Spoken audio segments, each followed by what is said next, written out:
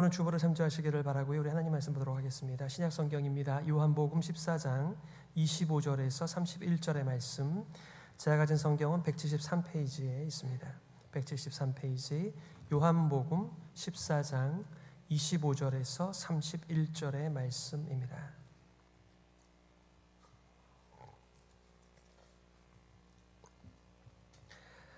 요한복음 14장 25절부터 31절의 말씀을 봉독하겠습니다. 내가 아직 너희와 함께 있어서 이 말을 너희에게 하였거니와 보혜사 곧 아버지께서 내 이름으로 보내실 성령 그가 너희에게 모든 것을 가르치고 내가 너희에게 말한 모든 것을 생각나게 하리라.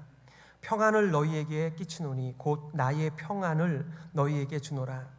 내가 너희에게 주는 것은 세상이 주는 것과 같지 아니하니라. 너희는 마음에 근심하지도 말고 두려워하지도 말라. 내가 갔다가 너희에게로 온다 하는 말을 너희가 들었나니 나를 사랑하였더라면 내가 아버지께로 감을 기뻐하였으리라. 아버지는 나보다 크심이라. 이제 일이 일어나기 전에 너희에게 말한 것은 일이 일어날 때에 너희로 믿게 하려 함이라. 이후에는 내가 너희와 말을 많이 하지 아니하리니 이 세상에 임금이 오겠습니다. 그러나 그는 내게 관계할 것이 없으니 오직 내가 아버지를 사랑하는 것과 아버지께서 명하신 대로 행하는 것을 세상이 알게 하려 함이로라. 일어나라 여기를 떠나자 하시니라. 아멘. 그리스도께서 주시는 평안이라고 하는 제목 가지고 말씀 증거하겠습니다. 여러분들과 요한복음의 후반부를 시작하면서 보통 1장부터 12장까지가 전반부, 13장부터 21장까지를 후반부로 봅니다. 특별히 13장을 시작하는 이 초도의 메시지가 이 후반부를 이해하는 데 있어서 매우 중요한 관점과 그리고 분위기를 잘 보여주고 있죠. 6월절 전에 예수께서 자기가 세상을 떠나 아버지께로 돌아가실 때가 이른 줄 아시고 세상에 있는 자기 사람들을 사랑하시되 끝까지 사랑하시니라. 우리는 끝까지 사람을 사랑할 수 있는 그런 능력이 없습니다. 그러나 예수 그리스도께서는 자기의 사람들을 끝까지 사랑하신다라고 말씀하시며 13장 위의 모든 메시지와 사건들이 그 배경 속에서 이루어지고 있는 예수님의 말씀이기도 하고 사건들이기도 합니다. 우리가 관계가 되어져 있으면 어떤 말이 들려도 이해가 잘 될 텐데 관계가 좋지 않을 때에는 이런 말씀도 사랑의 메시지도 끝까지 사랑하시는 이 예수님의 모든 이 몸짓과 행동과 말씀조차도 율법으로 우리가 받아들이게 되면 또 숨이 막히게 되는 것이죠. 그러나 우리가 기억할 것은 이 후반부의 모든 메시지와 그분의 가시는 발걸음은 이 사랑의 발걸음이라고 하는 것을 꼭 기억하시면서 그 맥락에서 읽어가시고 이해하시고 공부하시면 참 좋겠다 싶습니다. 요한복음의 후반부는 좀 어수선해요. 6월절 만찬 속에 그 즐겁고 음식을 떼며 함께하는 그 시간에 오히려 예수님께서 이렇게 말씀하십니다.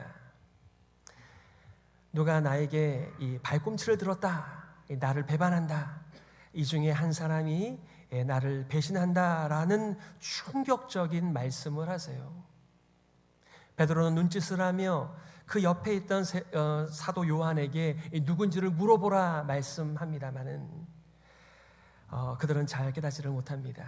더 나아가 베드로가 자신의 충심을 예수님께 다짐하자 베드로야 네가 다 굴기 전에 3번 나를 부인하게 될 거야.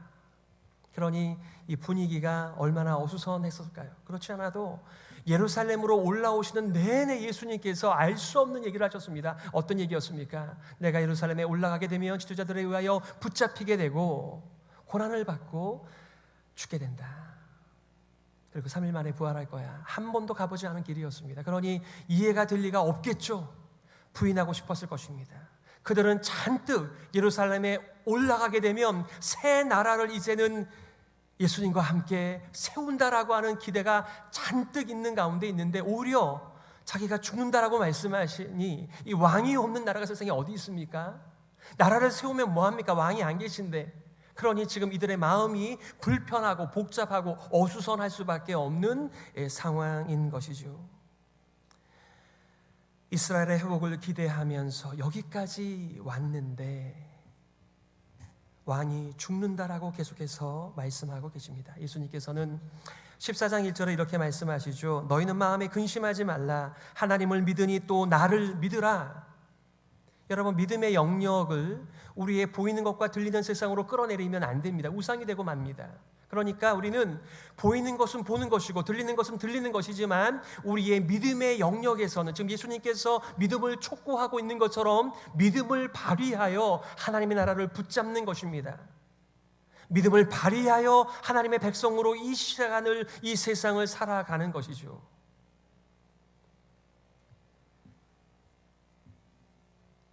예수님께서는 하나님을 믿지, 나를 믿으라. 그리고 마음에 근심하지 마, 이렇게 말씀하고 계십니다. 보통 이것이 이제 장례 예배 때 많이 사용되는 메시지잖아요. 그러나 실제로 장례 예배 때 사용되어지는 적절한 메시지라고 볼 수는 없는데, 아버지 집에는 거할 곳이 많아, 이렇게 말씀하시죠. 아버지 집에는 거할 곳이 많다라고 하는 예수님의 그 말씀 속에는 어떤 속뜻이 들어가 있을까요? 내가 없다고 빈자리가 계속 빈자리가 아니야. 내가 더 완벽하게 치밀하게 계획을 세워서 이 빈자리를 아주 잘 메꿀 거야. 걱정하지 마. 나를 믿어. 이런 말씀이잖아요. 우리는 그 메시지의 내용을 알고 살아가는 신약의 믿음의 사람들이죠. 그러나 제자들에게 있어서는 자신의 삶의 전제가 흔들리니까 불편할 수밖에 없고 고민할 수밖에 없습니다. 그러니까 질문도 많습니다. 도마가 질문합니다. 아니, 세상은 알지 못하지만 우리 보고 그 길을 안다라고 했는데 우리는 그 길을 알 수가 없어요. 내가 그 길이다, 진리다, 생명이다. 도마는 아버지를 보여달라고 합니다. 아니, 나를 봤잖아. 나랑 함께 지냈잖아. 그러면 아버지를 본 거야.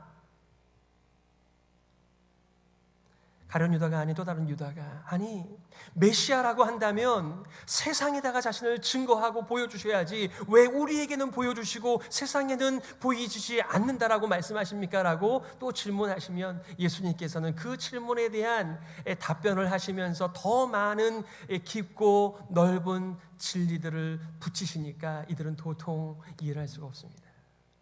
요한복음서로 질문하기를 통해서 많은 분들께서 질문하세요. 정말 이 시대의 지자들의 예수님의 답변을 제대로 이해했겠나? 정말 그 말씀이 위로가 됐겠나?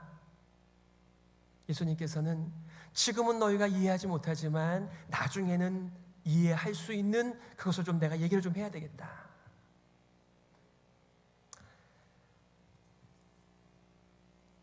여러분, 고대인이나 현대인이나 세속인이나 기독교인이나 모든 사람들이 근심과 두려움과 이 현실과 이 미래의 이 미지함에 대하여 근심 가운데 살아갈 수밖에 없죠. 오늘날 우리는 전염병과 팬데믹과 전쟁과 수직적인 상승을 하고 있는 물가 앞에서, 그리고 언제 끝날지 모르는 우리의 불안, 두려움, 근심, 이 뉴노멀의 세상 속에서 과연 예수님의 위로가 얼마나 되겠나, 이런 생각을 하게 됩니다. 지금 예수님과 함께 새로운 세상을 기대한, 하나님의 나라를 기대한 이 사람들에게 예수님의 위로가 얼만큼이나 위로가 됐을까라고 다시 한번 질문을 하게 돼요. 예수님께서는 두 가지의 메시지를 통해서 이들을 위로하고 계십니다. 첫 번째는 성령을 보내시겠다는 약속을 통하여 그들을 위로하세요. 두 번째는 나의 평안을 너에게 주겠다라고 말씀하시며 그들을 위로하십니다. 그런데 그것이 실제적으로 얼마나 위로가 되었을까를 다시 한번 생각하게 되는 것이죠. 예수님께서는 근심하지 말라, 믿음을 촉구하며 근심과 두려움과 의문점투성이인 제자들의 마음을 다독거리고 계시는 것을 우리가 만나게 됩니다. 자, 첫 번째는 성령을 보내시겠다라고 약속하시며 그들을 위로하고 계시는, 근심하지 말라고 말씀하시는 예수 그리스도이십니다. 오늘 26절입니다. 보혜사 곧 아버지께서 내 이름으로 보내실 성령, 그가 너희에게 모든 것을 가르치고 내가 너희에게 말한 모든 것을 생각나게 하리라. 보혜사, 이 파라클레토스라고 하는 이 단어는 어저께 새벽 기도에서 목사님 말씀하신 것처럼 여러 가지 의미를 담고 있는 메시지입니다.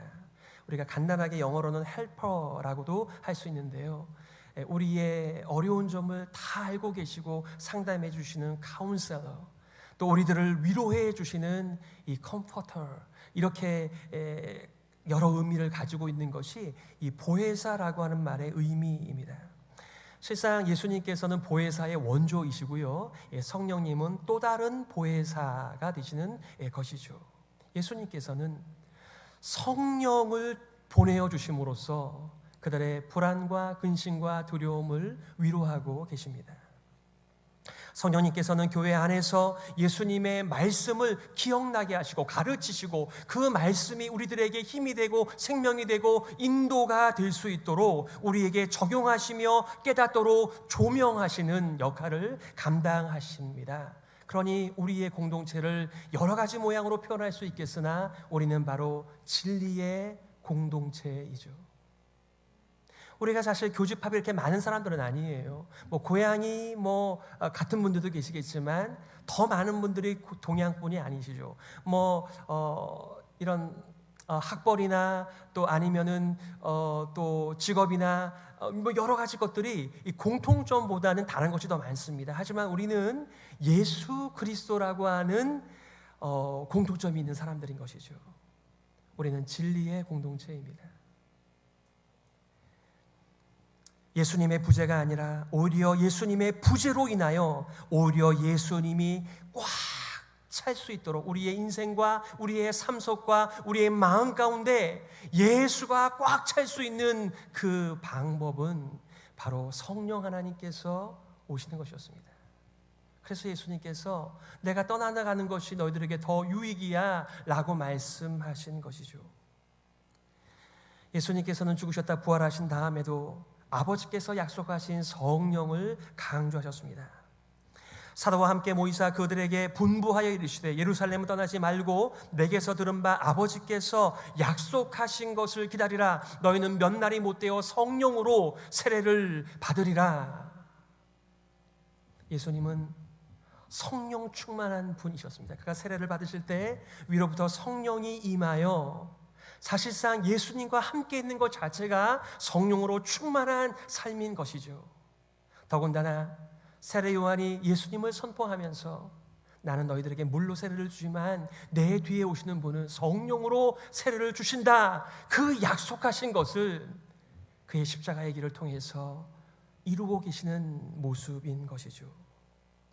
죽음이 그들을 잠시 갈라놓았습니다.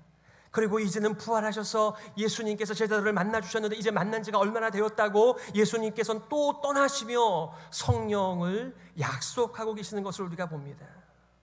신약의 먼 뒤안길에서 예수님의 약속이 어떻게 성취가 되었습니까? 요즘 우리가 백일성경 통과하면서 이 세례 사도행전을 보시잖아요. 사도행전에 여러 가지 별명이 있잖아요. 이 성령행전이다, 또 예수행전이다. 예수님께서 이 땅에 계실 때보다도 더 커다란 일들이 이 사도행전을 통해서 일어나고 있습니다. 성령께서는요, 사람을 부르시고 사람을 파송하시면서 교회가 세워졌습니다. 유대인들만의 교회가 아니라 이방인들의 교회도 세워졌습니다. 그리고 온 천하 오직 성령이 너희에게 임하시면 너희가 권능을 받고 예루살렘, 온 유대, 사마리아 땅끝까지 주님의 왕성한 사람을 살리는 생명의 복음이 전파되어지고 있는 것을 우리는 사도행전, 성령행전을 통해서 확인하게 되죠. 그리고 그 복음이 오늘 이 자리까지 오게 되었습니다.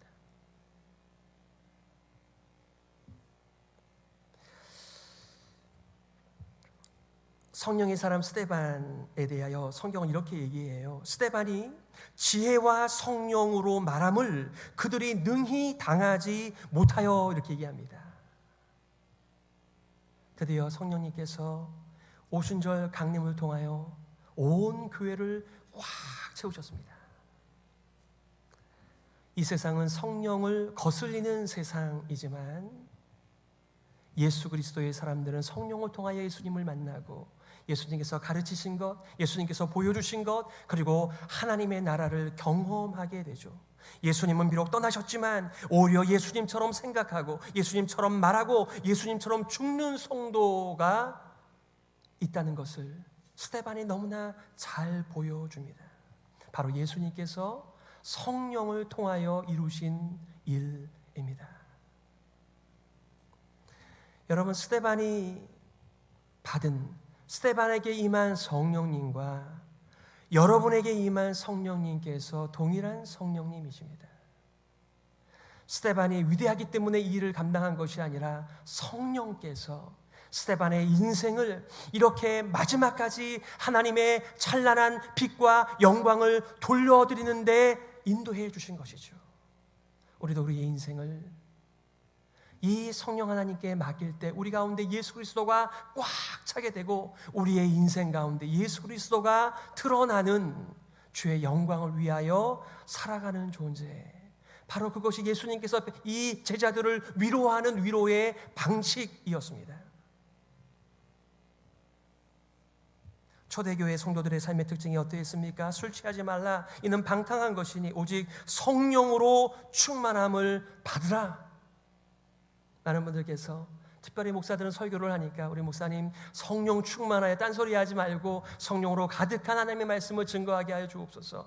여러분, 목사들도 성령이 충만해야 되겠지만 모든 성도들이 성령으로 충만하게 되어져 하늘의 위로를 받기를 예수님께서 간절히 사모하셔서 죽기 전에도 성령을 받으라고 말씀하시고 이 땅을 떠나시면서도 성령을 받으라고 말씀하시고, 그 성령께서는 예수님께서 말씀하신 것과 예수님께서 가르치신 것과 예수님께서 우리들에게 주시고 싶어 했던 모든 곳으로 우리를 인도해 주시고 계시는 것이죠. 너희도 성령 안에서 하나님이 거하실 처소가 되기 위하여 그리스도 예수 안에서 함께 지어져 가느니라. 성령 하나님과 예수 그리스도의 안이 교차 사용되어지면서 분간해 가지 않습니다. 여러분은 예수님을 뵈신 적이 있나요? 예수님의 음성을 꿈에서라도 들으신 적이 있습니까? 어떻게 확신하시겠어요? 우리는 예수님의 음성을 들은 적이 없어요. 예수님의 얼굴을 본 적이 없습니다만 우리는 예수님을 내 진정 사모하는 주님이라고 고백하는 자들입니다. 어떻게 그런 일이 벌어졌습니까? 바로 성령 하나님께서 우리를 예수님께로 인도하여 주셨기 때문에 그 예수님이 나와 아무런 상관이 없는 분이 아니라 나의 예수님이 되었고 나의 진정으로 사모하는 그분이 되었고 내가 아플 때 나를 위로하는 분이 되신 것이죠.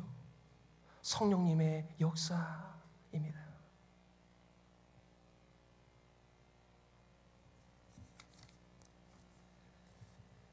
두 번째는 평안을 주신다고 약속하시며 제자들을 위로하고 계시던 예수님이십니다. 오늘 27절이죠. 평안을 너에게 끼치노니 곧 나의 평안을 너희에게 주노라. 내가 너희에게 주는 것은 세상이 주는 것과 같지 아니하니라. 너희는 마음에 근심하지도 말고 두려워하지도 말라. 여러분, 이 1세기의 평안은 어떤 평안이었습니까? 그 당시에 이 패권을 차지하고 있는 로마 제국 말입니다. 그 유명한 팍스 로마나. 로마가 가져온 평안은 어떤 평화였습니까? 그 평화는 칼과 폭력과 권세로 찍어 눌러 만들어 놓은 가짜 평화와 일시적인 평화였습니다. 그들에게 굴복하면 그 굴복을 값어치로 약간의 평화를 주면 그 평화를 가지고 인생을 살아갈 수밖에 없는 그 당시의 평화는 그런 평화였습니다. 가짜 평화였습니다. 일시적인 평화였습니다. 제한적인 평화였습니다. 예수님께서는 이런 세상이 주는 평화가 아니라 나의 평안을 너희에게 주니 마음에 근심하지 말고 두려워하지도 말아라.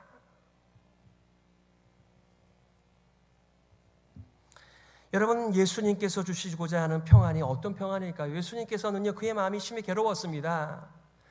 예수님께서는 자신의 제자 가운데 자신을 파는 자가 있다라고 하는 말씀을 하시며 심령이 몹시 괴로웠다라고 말씀하십니다. 그런데 그가 어떤 평안 가운데 있단 말이에요? 평안과 근심은 어울리지 않는 거잖아요. 지금 바로 코앞에 십자가와 고난과 희롱의 길이 있습니다. 그런데 어떻게 자신의 평안을 주시겠다라고 말을 합니까? 어떻게 우리가 기대하는 평안과 예수님께서 주시겠다라고 말씀하신 평안이 같습니까? 뭐가 좀 다르지요. 예수님께서 말씀하시는 평안은 하나님과 연합을 이루는 평안, 진정한 샬롬입니다. 우리는 하나님과 관계가 없는 사람이에요. 우리는 에베소서 2장 1절에 나와 있는 것처럼 죄와 허물로 죽은 자입니다. 우리는 진노의 자녀였습니다. 우리는 어둠의 자녀였습니다. 그런데 예수님께서는 이 불통의 관계를 자신이 브릿지가 되셔서 하나님께로 우리를 인도하시고, 감히 우리가 한 번도 뵌 적이 없는, 아니 뵐 수도 없는 그 하나님을 아빠, 아버지, 그거는 우리가 세상에서 경험한 우리 육신의 정말 좋은 아버지 이상을 의미하는 아버지이십니다.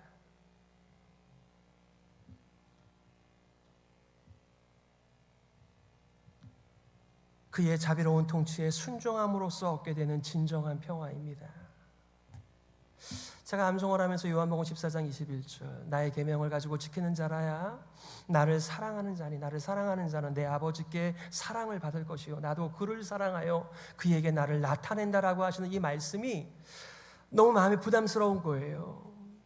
그러나 여러분 기억하세요. 요한복음 13장 1절에서 끝까지 자기의 사람들을 사랑하시기 위한 이 메시지는 바로 성삼위 하나님께서 그 연합 가운데 누리는 진정한 샬롬을 이 사랑하는 제자들에게도 주시기 원함이었다라고 하는 것을 말씀하는 것이죠. 이 율법은, 이 계명은 우리를 죽이는 계명이 아니라 우리가 하나님의 사랑을 입고 살아가게 하는 통로의 계명인 것이죠.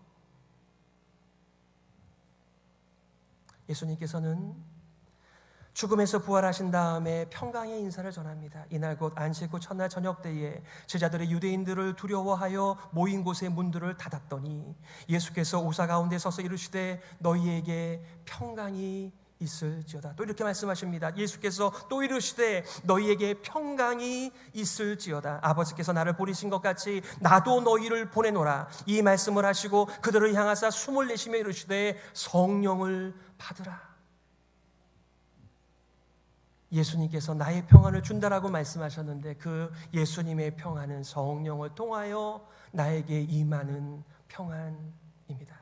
샬롬은 바로 하나님께서 이 세상을 통치하시면서 참 보기 좋았다라고 하는 하나님의 통치를 대변하는 중요한 단어, 샬롬, 평안입니다.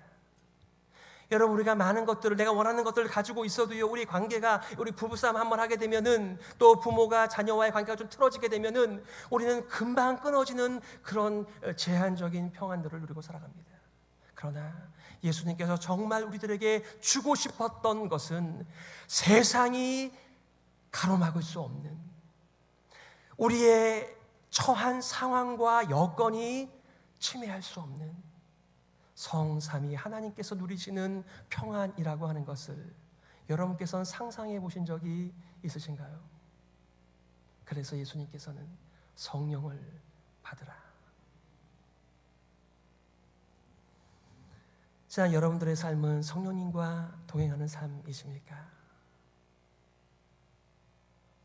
성령님께서 여러분들을 예수님께로 인도하여 주실 때 정말 우리의 삶과 우리 인생 속에 예수님이 꽉 채워지는 것이죠. 그 예수님께서 우리를 하나님 아버지께로 인도하여 주시고 우리는 그 은혜의 보좌 앞에서 하나님의 은혜를 구하면서 그분의 사랑을 입으면서 그리고 자발적 순종의 삶을 통하여 날마다 하나님의 은혜와 사랑 가운데 살아가는 것이죠. 여러분, 사랑의 관계는요, 꽉 매이고 싶어하는 것입니다. 그 사람이 나만 알면 좋겠습니다. 바로 그것이 사랑의 진정한 의미인데 예수님께서는 그 말씀을 하시는 것이죠. 이 계명으로 사람들을 올가매려고 하는 것이 아니라 정말 나는 너만 주목하겠다, 너만 사랑하겠다, 너도 나만 좀 바라볼래? 그런 컨텍스트 속에서 나의 계명을 가지고 지키는 자라야 나를 사랑하는 자니, 나를 사랑하는 자는 내 아버지께 사랑을 받을 것이요 나도 그를 사랑하여 그에게 나를 나타내리라.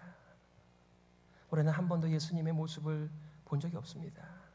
그런데 이 성령님을 통하여 그리고 우리에게 있는 이 세 계명, 사랑의 계명을 통하여 예수님을 만나 배웁니다. 예수님께서는 별명이 평강의 왕이십니다. 이사야 9장 6절, 이는 한 아기가 우리에게 낳았고 한 아들을 우리에게 주신 바 되었는데 그의 어깨에는 정사를 메었고 그의 이름은 평강의 왕이라 할 것임이라. 예수님의 별명은 평강으로 샬롬으로 세상을 통치하시기에 평강의 왕이십니다. 이것을 이 땅에서 어떻게 이루셨습니까? 자신을 십자가에 내어주심으로써. 여러분, 어떤 왕도 백성을 위하여 죽지 않습니다. 오히려 자기가 살기 위하여 백성을 죽입니다. 그러나 하나님의 나라는 upside down 킹덤입니다. 완전히 뒤집어져 자신의 백성을 위하여 왕이 죽는 그런 역사 속에 그런 왕은 없습니다.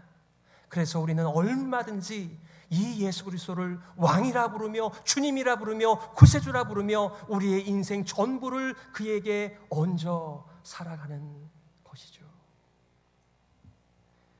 반면에 이 평강의 왕과는 대조적으로 엔샬롬의 임금이 있어요. 오늘 예수님의 마무리 메시지 30절과 31절이죠.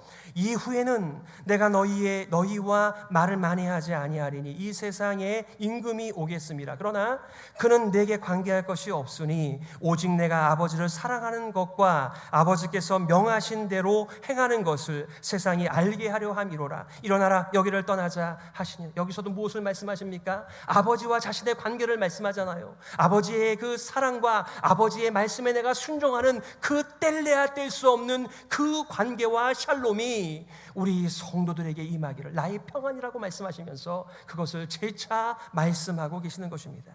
이 세상의 임금이 누구입니까? 이 도둑이죠, 강도죠. 우리를 빼앗기 위하여 들이닥치는 침입자입니다. 그러나 예수님의 말씀 보세요. 그러나 그는 내게 관계할 것이 없다. 악의 기승을 부리고 거짓의 기승을 부리나 하나님의 아들을 십자가로 몰아가나 오히려 십자가는 하나님의 영광을 잘 드러내는 하나님의 은혜의 장소가 되는 것이죠. 하나님의 구원의 계획과 성취를 음부의 권세는 절대로 막아설 수 없다라고 선포하시며 제자들을 위로하고 계십니다. 우리가 바로 그런 증거입니다. 음부의 권세가 그리스도 예수와 성령님의 임재를 막지 못하여 우리가 다 예수의 사람이 되고 성령님을 쫓아 이 세상의 영이 아닌 성령을 쫓아 살아가는 사람들이 되었으니까요. 말씀을 요약하겠습니다. 역사적으로나 문자적으로 오순절 다락방에서 성령님의 공식적인 오심이 성취되었습니다. 우리가 예수님을 안다, 진리를 안다, 아버지를 안다라고 하는 이 모든 것들은 바로 성령님께서 여기에 오신 증거들입니다. 우리는 예수님을 뵌 적도 없고 그분의 음성을 들은 적도 없고 하나님을 뵐 수도 없는 존재이지만 바로 성령님을 통하여 예수님으로 꽉 차 있고 그리고 예수님께서 인도하시는 그 천지의 하나님을 아버지라고 부르며 살아가는, 그리고 우리의 인생을 허약한 인생들에게 맡기지 않고 하나님께 맡기는 진정한 샬롬, 평강을 누리며 살아가는 것입니다. 하나님의 나라 already but not yet. 하나님 나라가 이미 임했습니다. 이 세상은 천국에 들어가기 위해 줄 서 있는 대기소가 아닙니다. 이미 하나님 나라가 시작되었습니다. 우리가 바로 이 땅에 살아가고 있지만 우리는 하늘에 속한 자들이고 하늘의 것을 소망하며 살아가는 하나님의 백성들입니다. 하나님께서는 그러한 자들에게 자신의 평화를 약속하셨습니다. 어느 누구도 이 세상의 수많은 바람들이 우리를 흔들지 못하게 한다는, 그는 나와 아무런 상관이 없어.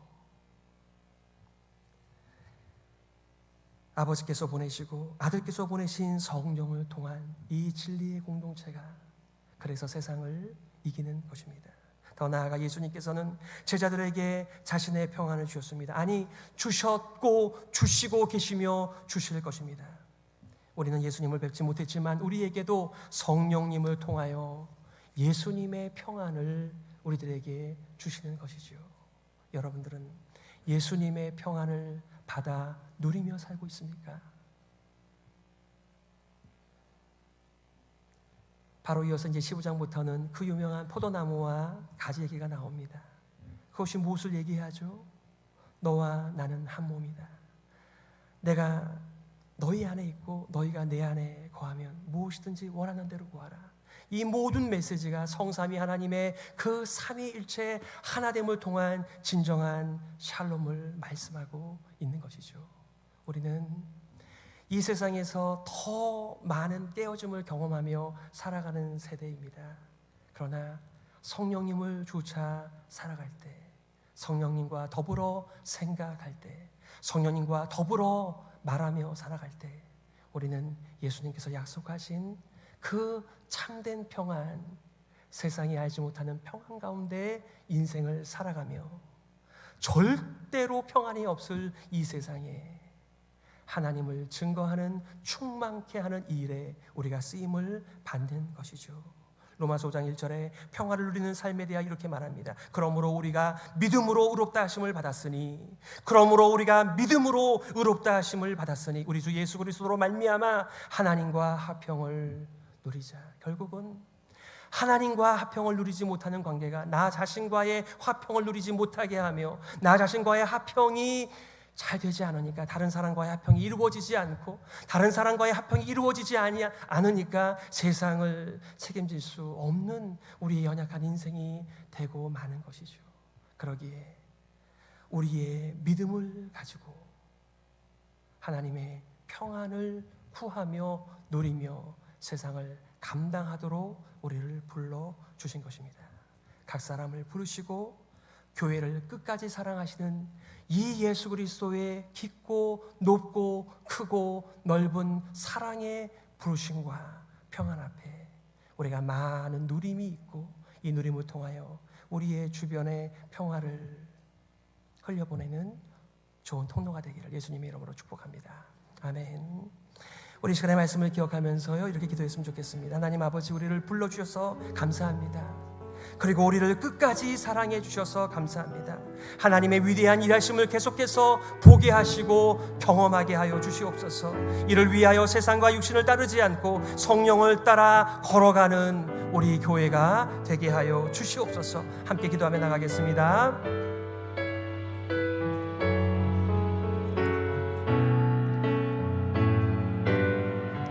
하나님 아버지, 은혜를 감사합니다. 주님의 존전으로 우리를 인도하여 주시니 감사합니다. 주님의 음성을 들으면서 성령님의 인도를 따라 오늘도 우리가 살아가기를 원합니다. 너희가 하나님의 성전인 것과 하나님의 성령이 너희 안에 거하시는 것을 알지 못하느뇨. 하나님 아버지, 감사합니다. 우리를 고아처럼 내버려 두지 않으시고 이 성령님을 통하여 우리를 돌보시고 인도하시고 마지막 날까지 소송케 하여 주시니 감사합니다. 주님의 평안을 누리며 살아갈 수 있도록 오늘도 육신을 거절하며 우리의 영혼의 뒤를 쫓아갈 수 있도록 아버지 하나님께서 은혜를 내리어 주시고 눈 열어주시고 새롭게 믿음의 믿음을 더하여 주시옵소서.